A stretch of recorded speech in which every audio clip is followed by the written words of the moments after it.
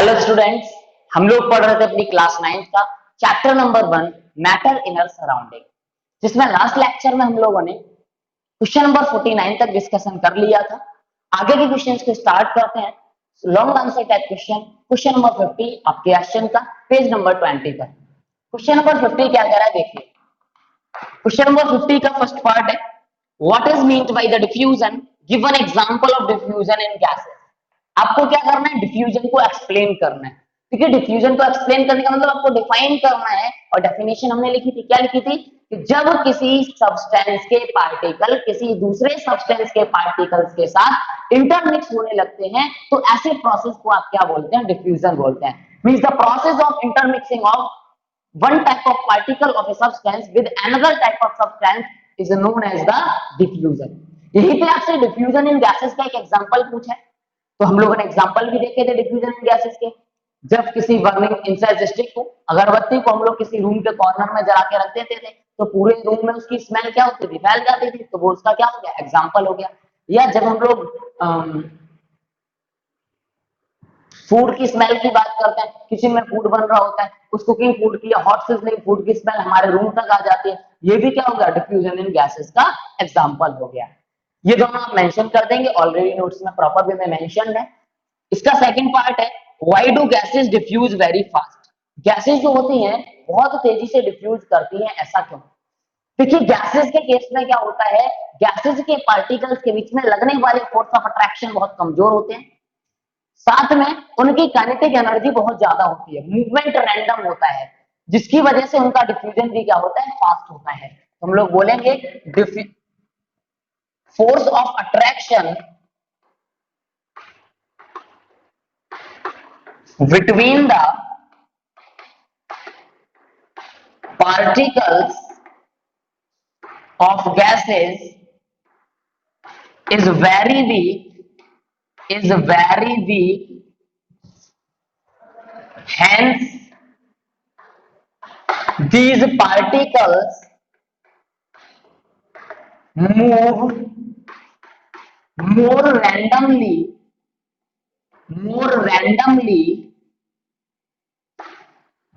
with high kinetic energy,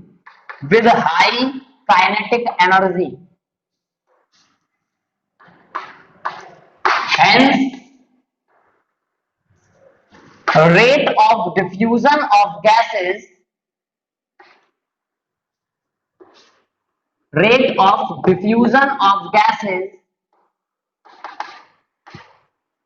is faster। तो simply gases का rate of diffusion faster होता है, क्यों? क्योंकि यहाँ पर पार्टिकल्स के बीच में लगने वाले फोर्स ऑफ अट्रैक्शन बहुत वीक होते हैं, जिसकी वजह से मूवमेंट बहुत तेजी से होता है, काइनेटिक एनर्जी पार्टिकल की ज्यादा होती है, जिसकी वजह से आपका जो रेट ऑफ डिफ्यूजन है वो भी गैसेस का क्या होता है, फास्टर होता है। थर्ड पार्ट है यहाँ पे, name two gases of air which dissolve in water by diffusion. आपको दो गैसेस के नाम बताने हैं जो डिफ्यूजन की हेल्प से वाटर में डिसॉल्व हो जाती हैं। What is the importance of this process in the nature, और इस प्रोसेस का इंपॉर्टेंस क्या है नेचर में। तो देखो पहला सीके में दो गैसेस आपसे पूछी हैं, तो एक तो आप ले लेंगे ऑक्सीजन और दूसरी लेंगे हम लोग कार्बन डाइऑक्साइड। ऑक्सीजन गैस जब वाटर में डिसॉल्व होती है तो वाटर में डिसॉल्व्ड ऑक्सीजन जब मिलती है तो उसको जो एक्वेटिक एनिमल्स हैं, डिसॉल्व्ड ऑक्सीजन है उसको एक्वेटिक एनिमल्स होते हैं वो यूज करते हैं for respiration. Aquatic animals use it during respiration या फॉर रेस्पिरेशन। दूसरा है आपका कार्बन डाइऑक्साइड, इसको जब हम लोग वाटर में ऐड कर देते हैं, डिसॉल्व्ड कार्बन डाइऑक्साइड की बात करते हैं किसमें, सॉफ्ट ड्रिंक्स वगैरह में, सॉफ्ट ड्रिंक्स या सोडा वाटर जो होता है उसमें हम लोग यूटिलाइज करते हैं carbon dioxide in water. Next है हमारा question number 51, compare the properties of solid liquid and gases in tabular form. तीनों की प्रॉपर्टी को आपके लेक्चर नंबर 1 में ही डिस्कस किया गया है, सॉलिड लिक्विड और गैस की प्रॉपर्टीज को लेक्चर नंबर 1 एंड 2 में, जहां पे हम लोगों ने बात करी है सॉलिड के केस में पार्टिकल्स के बीच में डिस्टेंस बहुत कम होता है, जिसकी वजह से उनके बीच में लगने वाला फोर्स ऑफ अट्रैक्शन स्ट्रांग होगा, जिसकी वजह से पार्टिकल्स का मूवमेंट नहीं होगा, वो अपनी ही पोजीशन पे क्या करते रहेंगे, वाइब्रेट करते रहेंगे। सॉलिड के केस में सिर्फ फिक्स होती है, वॉल्यूम भी फिक्स होता है, ये हाईली इनकम्प्रेसिबल होते हैं।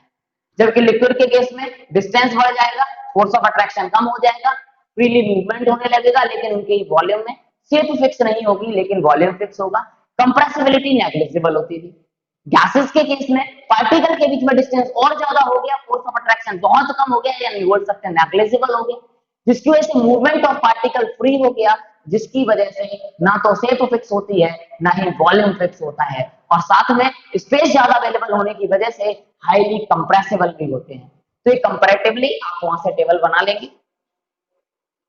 इसका भी पार्ट है give two reason for saying that wood is a solid. ठीक है, लास्ट लेक्चर में क्वेश्चन था iron almirah is a solid, give two reason, क्यों है? तो भाई similarly wood is a solid, आपको दो रीजन देने हैं। पहली बात, वुड के केस में शेप फिक्स होती है, दूसरी बात वुड के केस में वॉल्यूम फिक्स होता है, और दो प्रॉपर्टी है या दो रीजन है जिसकी वजह से आप वुड को क्या बोल सकते हैं? सॉलिड बोल सकते हैं। तो मैं बोलूंगा 52 का आपका सेकंड पार्ट है, ये बी पार्ट है, वुड इज सॉलिड या wood is a solid because, first reason इसका हो जाएगा इट possess या because of its definite shape, second हो जाएगा बिकॉज ऊपर है ही of its definite volume. Fix shape है और फिक्स वॉल्यूम है, दोनों ही चीजें फिक्स होने की वजह से वुड को आप किसकी तरह ट्रीट करेंगे? सॉलिड की तरह ट्रीट करेंगे। क्वेश्चन नंबर 52 है, उसका फर्स्ट पार्ट है why does a gas exert A pressure. 52 का ए पार्ट। देखिए होता क्या है, कोई भी एक कंटेनर था, इस कंटेनर में गैस के पार्टिकल्स, ये पार्टिकल्स इनके बीच में लगने वाले फोर्स ऑफ अट्रैक्शन बहुत कमजोर, due to the lesser force of attraction randomly motion में होंगे, जिस मोशन की वजह से ये पार्टिकल्स एक दूसरे के साथ कोलाइड करेंगे, और एक दूसरे के साथ कोलाइड करने के साथ साथ कंटेनर की वॉल से भी कोलाइड करेंगे। And due to the collision of these particles with the wall of container, they exert a force at the wall of container, and force per unit area is known as pressure. Physics में आप पढ़ेंगे force per unit area को क्या बोलते हैं? Pressure बोलते हैं। तो अगर ये फोर्स लगा रहे हैं इस बॉल पे, तो पर यूनिट एरिया के रेस्पेक्ट में वही क्या हो जाएगा? प्रेशर हो जाएगा। Hence we can say that particles of gases exert pressure at the wall of container. तो देखिए बड़ा प्रॉपर में हम लोग इसको मेंशन करते हैं। In case of gases,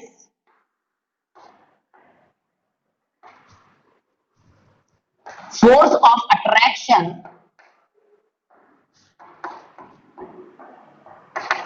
between particles are negligible या are very less, hence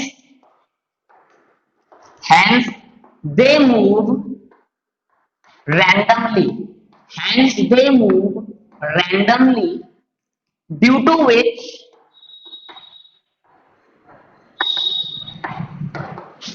they collide with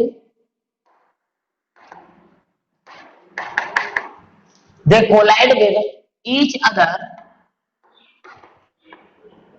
as well as with the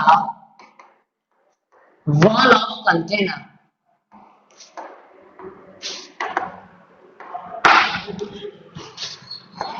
Hence these particles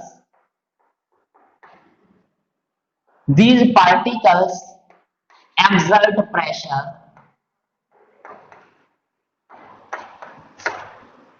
at the wall of container. या और बेटर वे में आप बोल सकते हैं hence due to this collision,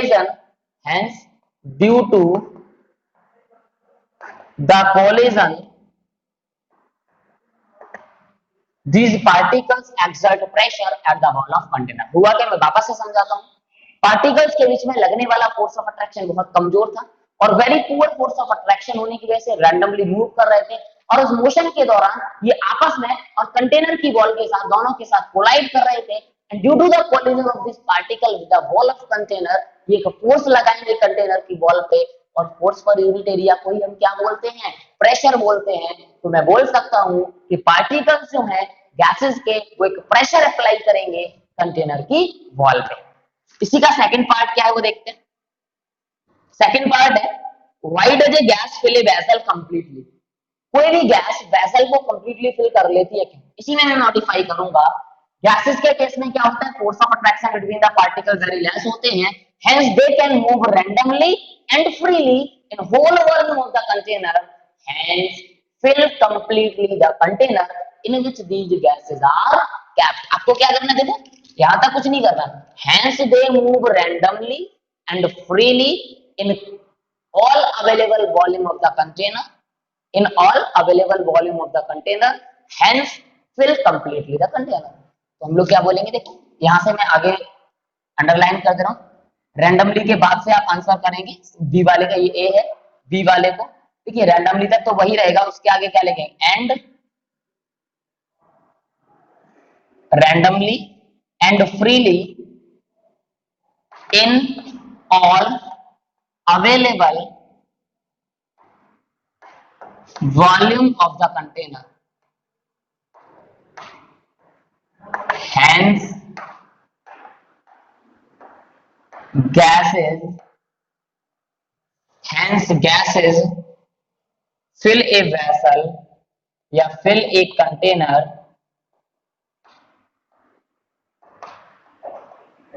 completely। आपको क्या करना है, ड्यू टू से लास्ट तक का ये हटा देना और उसके बाद ये जोड़ देना है, आपका आंसर हो जाएगा। बस कोलिजन वाले कंसेप्ट को इसमें अप्लाई आपको नहीं करना होता। ओके, थर्ड पार्ट देखो सीखा, why are gases so easily compressible whereas it is almost impossible to compress a solid और लिक्विड। किसी भी गैस को कंप्रेस करना बहुत आसान है, जबकि सॉलिड और लिक्विड को हम लोग कंप्रेस ही नहीं कर पाते। ऐसा क्यों? तो देखिए 52 का ये सी पार्ट हो जाएगा। In case of gases large interparticle distance या large interparticle space is present, due to which we can compress the gases very easily। Next है आपका क्वेश्चन नंबर 53, जहां पे आपको पहले सबसे पहले डिफाइन करना है मैटर को, फिर with give an example of matter. Question number 53 की बात करते हैं तो ए पार्ट लेते हैं, जहां मैटर को डिफाइन करना है। देखिए very first definition of the chapter, मतलब जो हमने चैप्टर स्टार्ट किया था अपना, वो मैटर की डेफिनेशन से ही किया था। जहां मैंने बोला था कि कोई भी ऐसी चीज, हमारे चारों तरफ पाई जाने वाली कोई भी चीज जिसका कोई मास हो, जो कोई स्पेस ऑक्यूपाई करे, that can be said to be the matter. तो मैं बोल सकता हूं anything around us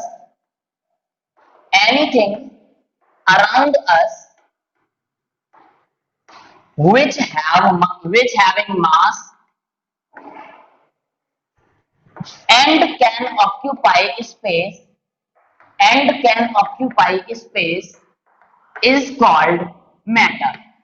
simply matter क्या है, हमारे चारों तरफ कोई भी चीज जो कोई ना कोई स्पेस ऑक्यूपाई कर रही हो, कुछ मास को कैरी करती हो, उसे आप क्या बोल पाएंगे, मैटर बोल पाएंगे।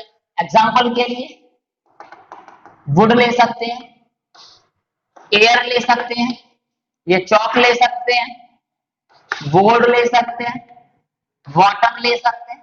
आपको बेसिकली 4 एग्जांपल पूछे, कोई भी 4 एग्जांपल यहाँ पे आप मेंशन कर देंगे। ओके, इसी का सेकंड पार्ट है, what are the characteristics of the matter.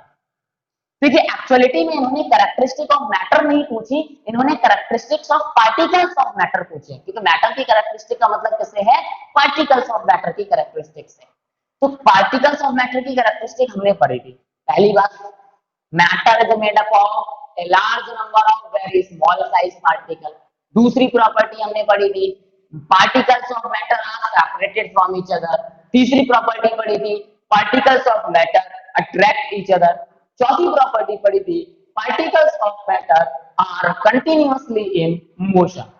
तो ये चार प्रॉपर्टीज हैं जो पार्टिकल्स ऑफ मैटर की होती हैं, जिनको आप यहाँ पे मेंशन करेंगे। क्वेश्चन नंबर 54 को देखते हैं। इसके बाद क्वेश्चन नंबर 54 है, 54 का ए पार्ट है व्हाट इज ब्राउनियन मोशन। देखिए ब्राउनियन मोशन को पहले इन्होंने डिफाइन करवाया है।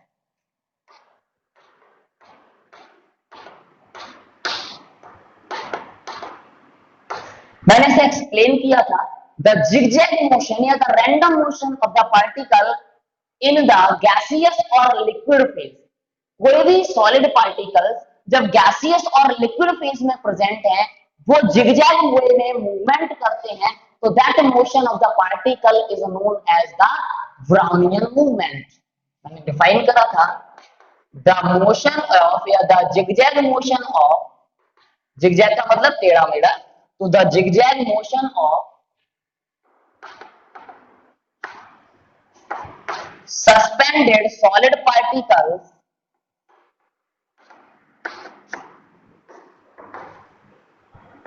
in gas or liquid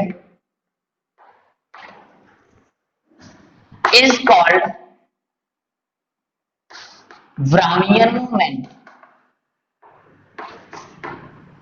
जैसे हमने बात करी थी लास्ट लेक्चर में, रॉबर्ट ब्राउन थे जिन्होंने क्या करा, कुछ पॉलन ग्रेन्स को वाटर में डाला, फिर उनके मूवमेंट को ऑब्जर्व करा जो कि जिगजैग या रैंडमली मूव कर रहे थे, और उसी को उन्होंने नाम दे दिया था ब्राउनियन मूवमेंट। अब आगे से फर्स्ट पार्ट में पूछा है draw a diagram to show the movement of a particle like a pollen grain during Brownian motion. Brownian motion के दौरान आपको जिगजैग मोशन को शो करने के लिए एक डायग्राम बनाना है। तो देखो जिगजैग में ऐसा नहीं कि बुक को देख करके डायग्राम बनाए, कुछ नहीं करना आपको, कोई भी ये पार्टिकल्स का मान लीजिए,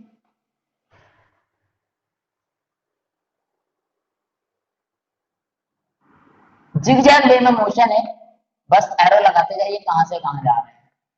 टेढ़ा मेढ़ा मोशन है, किसी भी वे में आप चलते जाइए, बस जहां से स्टार्ट किया है वो आपको पता होना चाहिए। And it is the zigzag motion of the particle या simply the Brownian motion. Okay, देखो नेक्स्ट है इसका second. In a beam of sunlight entering a room we can sometimes see dust particle moving in a haphazard way in the air. Why do these dust particles move. देखिए एक normally आप देखते हैं घर में अगर कोई होल है और वहां से होल से सनलाइट आ रही है, तो उस लाइट के साथ में कुछ डस्ट पार्टिकल्स आपको विजुअलाइज होते हैं, ऐसा क्यों। एक्चुअली में हुआ क्या, जो एटमॉस्फेयर में एयर थे, एयर के जो लाइटर पार्टिकल्स थे वो उसको कोलाइड कर रहे थे उसके साथ में, and due to the collision वो उनका मूवमेंट हो रहा था, जो कि मूवमेंट हमें यहाँ पर विजुअलाइज होने लगा। देखिए वैसे तो इसको हम लोग टिंडल इफेक्ट के नाम से नेक्स्ट लेक्चर में, तो नेक्स्ट चैप्टर जो है आपका उसमें डिस्कस करते हैं, लेकिन अगर हम लोग फर्स्ट चैप्टर के बेसिस पर देखेंगे तो सिंपली बोलेंगे कि जो लाइटर या छोटे छोटे एयर के पार्टिकल हैं वो उन डस्ट पार्टिकल के साथ कोलाइड करते हैं, and due to the collision उनका मूवमेंट हमें उस सनलाइट के प्रेजेंस में एक हैफाजार्ड मैनर में विजुअलाइज होने लगता है। तो सिंपली यहां पर आंसर क्या दे देंगे, due to the collision of small air particles with dust particles. Simply अभी आप ये आंसर कर सकते हैं। ओके, उन डस्ट पार्टिकल के साथ जो एयर के छोटे छोटे पार्टिकल है वो कोलाइड कर रहे होंगे, और इन कोलिजन की वजह से वो क्या शो करेगा, एक पर्टिकुलर मूवमेंट या उस सनलाइट में वो डस्ट पार्टिकल का विजुअलाइजेशन होने लगेगा।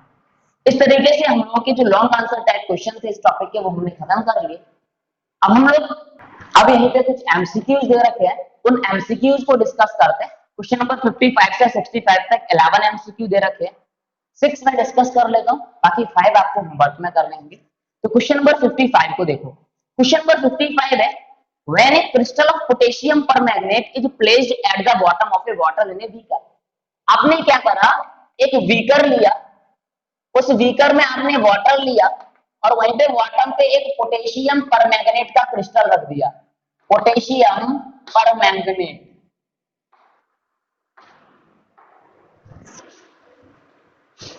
The water in the whole beaker turns purple on its own, तो कुछ समय के बाद इसका कलर जो है वो कैसा हो जाता है, पर्पल हो जाता है, इवन विदाउट स्ट्रिंग, हमने इसे बोला भी नहीं लेकिन फिर भी इसका कलर कैसा हो गया, पर्पल हो गया। तो this is an example of, ये किसका एग्जांपल है, चार ऑप्शन आपको दिए हैं, distribution, intrusion, effusion, diffusion.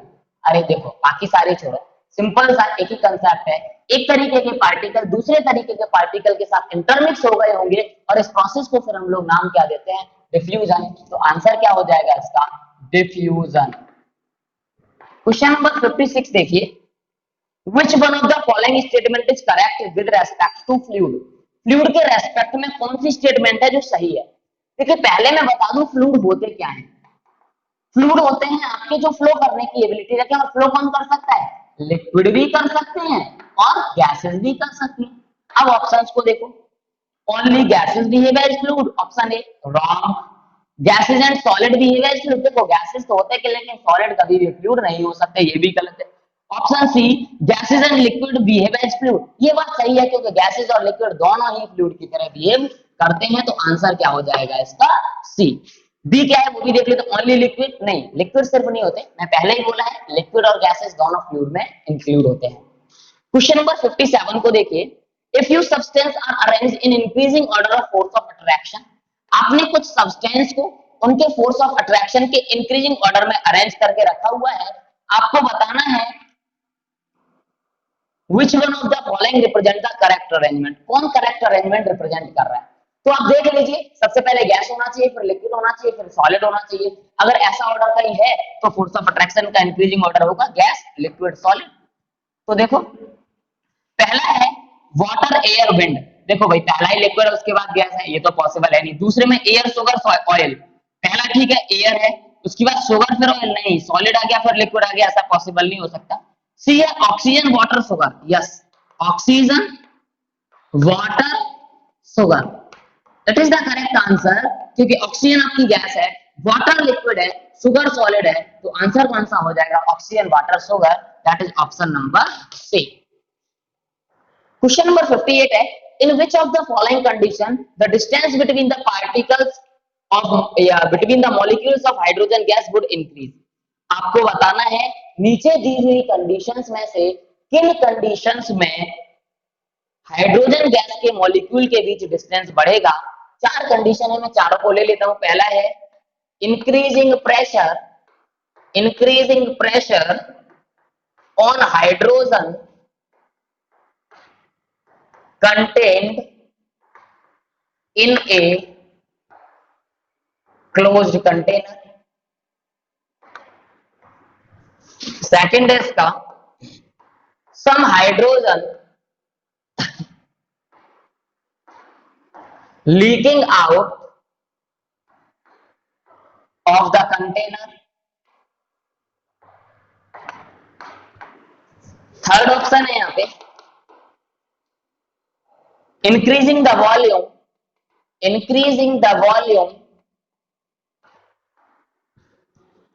of the container of hydrogen gas, of the container of hydrogen gas। चौथा है यहां पर adding more hydrogen gas to the container, adding more hydrogen gas to the container without increasing volume of container।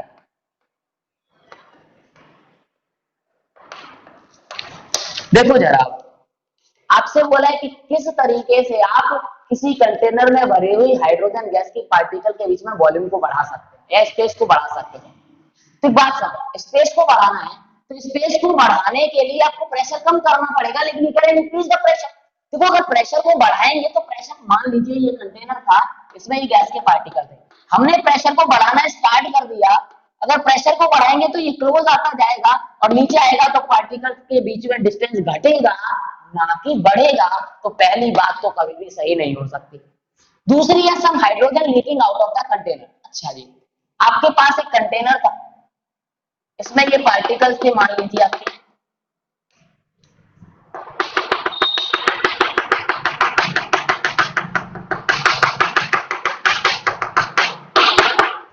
ये container था जिसमें आपकी hydrogen gas भरी हुई है। मान लीजिए कुछ गैस के पार्टिकल यहां से एस्केप कर गए, जब कुछ गैस के पार्टिकल मान लीजिए यहां से एस्केप कर गए, तो ऐसी सिचुएशन में अब जितने पार्टिकल थे बचे इसमें, उन्हीं के बीच में डिस्टेंस क्या होगा, और बढ़ जाएगा। वो पूरे के पूरे वॉल्यूम को अब वो ऑक्यूपाई करने लगेंगे। पहले मान लीजिए 200 पार्टिकल थे, वो उस वॉल्यूम में थे, और अब मान लो 150 बचे, तो 150 पार्टिकल के बीच में डिस्टेंस ज्यादा होगा या 200? 150 के बीच में, जाहिर सी बात है, क्यों? क्योंकि वॉल्यूम तो फिक्स है, और जब वॉल्यूम फिक्स है तो जितने कम चीजें होंगी उतने ही डिस्टेंस ज्यादा पॉसिबल होगा।